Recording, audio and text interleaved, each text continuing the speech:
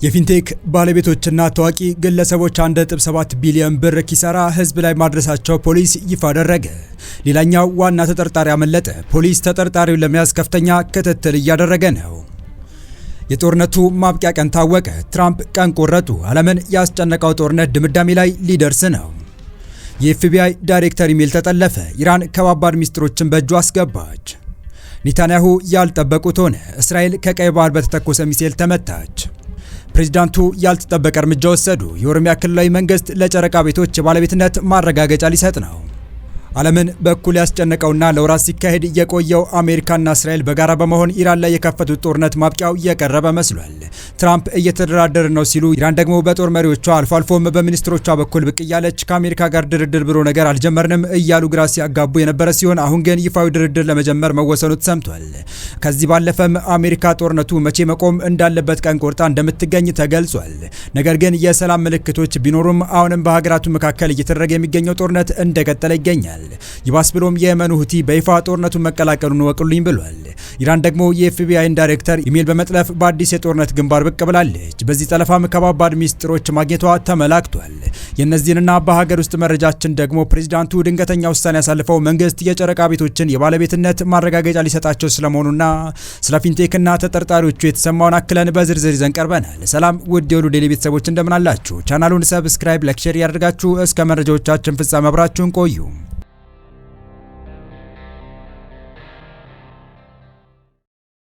በቅድሚያም በዜጎች ላይ የ1.7 ቢሊዮን ብር ጉዳት ባደረሱት የፊንቴክ ኢንቨስትመንት ድርጅት መስራችና ባለቤቶች ላይ ምርመራ ተጠናቆ ክስ መመስረቱ የኢትዮጵያ ፌዴራል ፖሊስ አስታወቀ።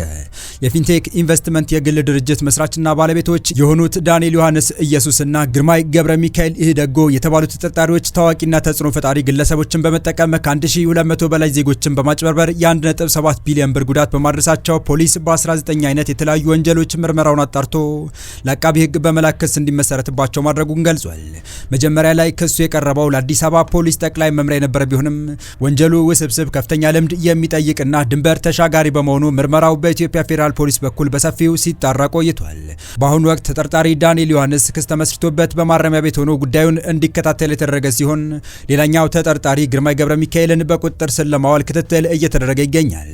ግርማይ ገብረ ሚካኤል በአውሮፓውያኑ 2010 የደቡብ አፍሪካ ዓለም ዋንጫ ወቅ አስካሉንካ በተባለ ድርጅት ስም ዜጎችን በማጭበርበር በሚሊዮኖች የሚቆጠር ገንዘብ ይዞ ከሀገር ቢሰወርም በወቅቱ በኢንተርፖል አማካኝነት ተይዞ ለሕግ መቅረቡ የወንጀል ሪከርዱ ያመላክታል። ተጠርጣሪዎቹ ተጎጂዎችን በ90 ቀናት ውስጥ የመኪና ባለቤት እናደርጋቸዋለን በማለት የ950 ሺህ ብር 50% ቅድመ ክፍያ እንዲፈጽሙና ቀሪውን ገንዘብ ያለወለድ በ5 ዓመት በባንክ ብድር እንደሚጨርሱ በማሳመን ነው ወንጀሉን የፈጸሙ። ህዝቡን ለማሳመን ሲሉ 148 መኪኖችን ከጅቡቲ በማስገባት መቶዎችን ለተወሰኑ ሰዎች ማከፋፈላቸውና ቀሪዎቹን 48 ዘመናዊ መኪኖች በድብቅ መሸጣቸውን ፖሊስ አረጋግጧል። በተጨማሪም 350 መኪኖች ወደ ሀገር መግባታቸውና 400 መኪኖች ጅቡቲ ወደ መድረሳቸውን የሚገልጽ የሐሰት መረጃ ለተጎጂዎች ሲሰጡ እንደነበረ በምርመራው ተደርሶበታል።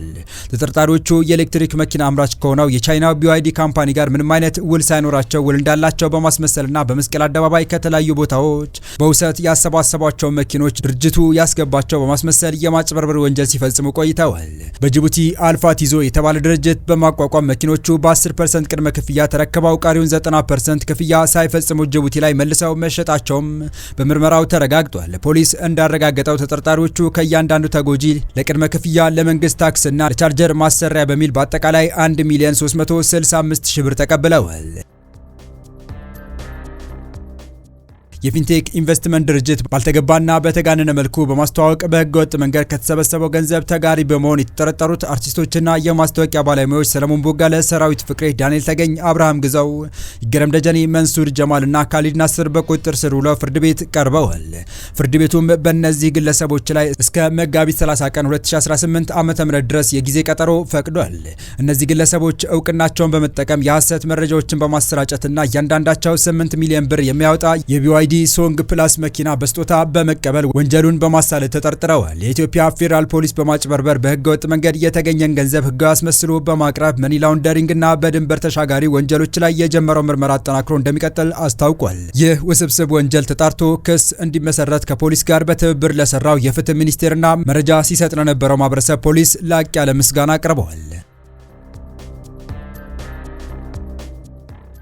ወደ ሌላኛው መረጃችን ስናልፍ የኦሮሚያ ክልላዊ መንግስት በክልሉ ያሉ ህገወጥ ወይም በተለምዶ ጨረቃ ቤት ተብለው የሚታወቁ ካርታና ፕላን የሌላቸው ቤቶች ባሉበት ህጋዊ ሊያደርግና የባለቤትነት ማረጋገጫ ሰነድ ሊሰጥ መሆኑ ተሰማ። የክልሉ መንግስት ምክር ቤት ወይም ጨፌ ኦሮሚያ ባሳለፍነው መጋቢት 10 2018 ዓ.ም ባካሄደው 6ኛ የሥራ ዘመን 5ኛ ዓመት 3ኛ መደበኛ ጉባኤ መምሪያውን አጽድቆ ለክልሉ መሬት አስተዳደር ቢሮ መላኩ ታውቋል። እነዚህን ህገወጥ ቤቶች ህጋዊ የማድረጉ አሰራር ከከተሞች ፕላንና መሰረተ ልማት ጋር ፈጽሞ ሊጻረር በማይችል መልኩ ብቻ እንደሚከናወን የሚያትተው መምሪያው በክልሉ ከተሞች የመሬት ሊዝ አዋጅ መሰረት አስፈላጊው ክፍያ ከተፈጸመ በኋላ ሂደቱ እንደሚጀምር ያመለክታል። ይህ አሰራር የሚከታተሉና የሚያስፈጽሙት በከተማ አስተዳደሮች ያሉ የመሬት አስተዳደር ጽሕፈት ቤቶች መሆናቸውን የሚደነግገው ይኸው መምሪያው አመልካቾች ማመልከቻቸውን የሚያስገቡበት ቀን በይፋዊ ማስታወቂያ እንደሚገልጽ ያብራራል። የከተማ መሬት አስተዳደር ጽሕፈት ቤቶች በማመልከቻው መሰረት ያዋቀሯቸው ባለሙያዎች ወደ ስፍራው በመላክ ቤቱ ያለበት ቦታ ከከተማ ፕላን ጋር የሚጣጣም መሆኑን ከተጣራ በኋላ ቤቱን ህጋዊ የማድረግና የባለቤትነት ማረጋገጫ የምስክር ወረቀት የመስጠት ሂደቱ እንደሚጀምር መምሪያው ያዛል። ህጋዊ የሚደረገው የመኖሪያ ቤት ቦታ በካሬ ሜትር ተለክቶ ከከተማው የመሬት ሽንሸናና ደረጃ ወይም ስታንዳርድ የሚተርፍ ከሆነ መሬቱ ወደ መሬት ባንክ ተመላሽ እንደሚደረግ መምሪያው አትቷል። እነዚህ ህገወጥ ቤቶች ህጋዊ የማድረግ ስራ ሸገር፣ አዳማና ቢሾፍቱ ከተሞችን አያካትትም።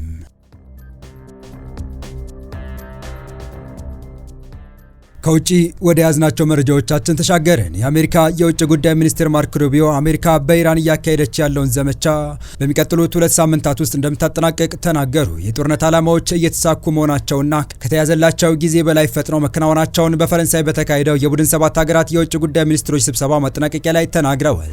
ፕሬዚዳንት ዶናልድ ትራምፕ ኢራን አጥብቃ ትፈልገዋለች ሲሉ የሚናገሩትን የሰላም ድርድር በመጥቀስም ከሀገሪቱ መልእክቶች መምጣታቸውን፣ ነገር ግን አገሪቱ የሚወክል ማን እንደሆነ ግልጽ አለመሆኑን ተናግረዋል።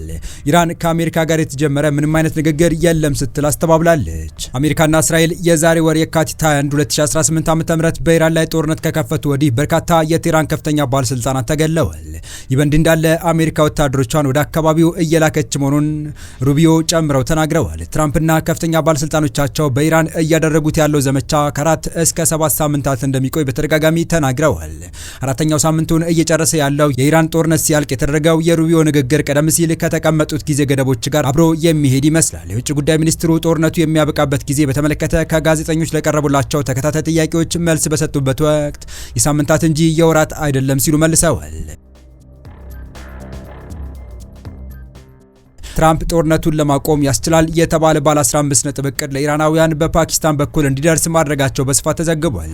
ይሁን እንጂ ጋዜጠኞች ኢራን አርብ ዕለት ምላሽን ትሰጥ እንደሆነ ሲጠይቁ የአሜሪካ የውጭ ጉዳይ ሚኒስቴር እስካሁን ድረስ አልደረሰንም፣ መልእክቶች እየደረሱን ነው፣ ከኢራን አገዛዝ የቀረው ማን ይሆን ማን፣ ስለ አንዳንድ ነገሮች ለመነጋገር ፈቃደኛ ስለመሆን መልእክቶችና ምልክቶችን ተለዋውጠናል ብለዋል።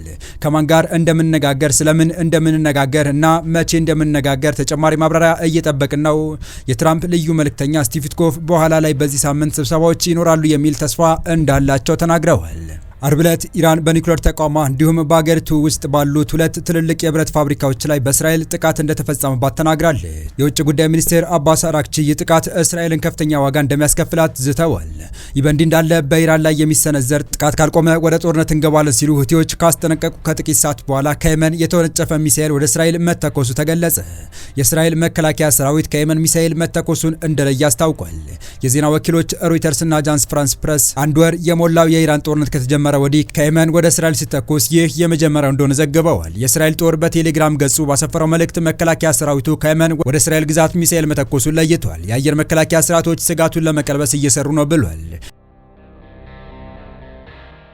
ከ15 ደቂቃ ካነሰ ቆይታ በኋላም በመላ አገሪቱ የሚገኘው ሕዝብ ጥብቅ ከሆኑ ስፍራዎች መውጣት እንደሚችሉ አስታውቋል። እስራኤል ሚሳኤል እንደተተኮሰባት የገለጸችው በኢራን የሚደገፈው የየመን ሁቲ ቃል አቀባይ ቴህራን ላይ የሚፈጸመው ጥቃት የሚቀጥል ከሆነ አማጺው ቡድን የመካከለኛው ምስራቅ ጦርነት እንደሚቀላቀል ከተናገረ በኋላ ነው። የመኑ ጦር ኃይሎች የተባለው የሁቲ ወታደራዊ ክንፍ ቃል አቀባይ የሆኑት ያህያ ሳሪ ቴሌግራም ላይ ባወጡት መግለጫ 3 ሁኔታዎች የሚፈጸሙ ከሆነ ወታደራዊ ጣልቃ ገብነት ለማድረግ ጣቶቻችን ቃታው ላይ ናቸው ብለዋል።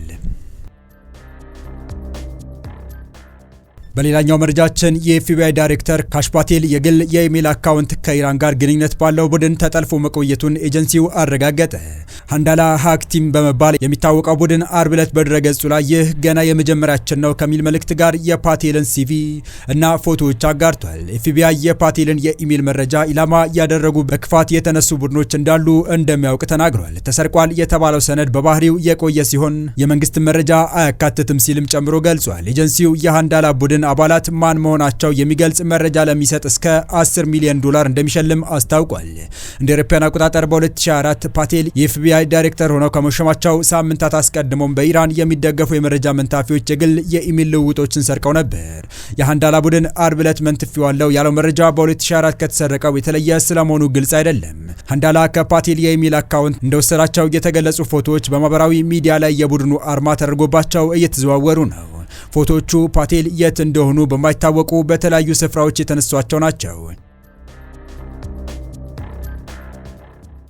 ቢቢሲ ሾልካው የወጡትን እነዚህ ሰነዶች በራሱ አላረጋገጠም። የሃልሲዮን ራስሙዌር የምርመራ ማዕከል ምክትል ፕሬዚዳንት ሲንቲያ ኬሰር ለቢቢሲ እንደተናገሩት አርብ ዕለት የተለቀቁት ኢሜሎች እስካሁን ከታዩት ሁሉ የተለዩ ናቸው።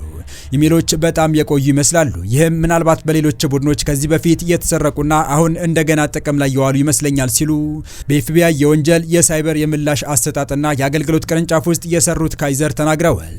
የሃንዳላ ቡድን ባወጣው መግለጫ የኤፍቢአይ የማይደርስባቸው የተባሉት ስርዓቶች በቡድኖቹ በጥቂት ሰዓታት ውስጥ ተፍረክርከዋል። የተወደዳችሁ የቻናላችን ቤተሰቦች ለአሁኑ ለእናንተ ይመጥናሉ ብታደምጧቸው ታተርፉባቸዋላችሁ ብለን የመረጥላችሁ ዕለታዊ መረጃዎቻችን እስካሁን ያደመጣቻቸው ነበሩ።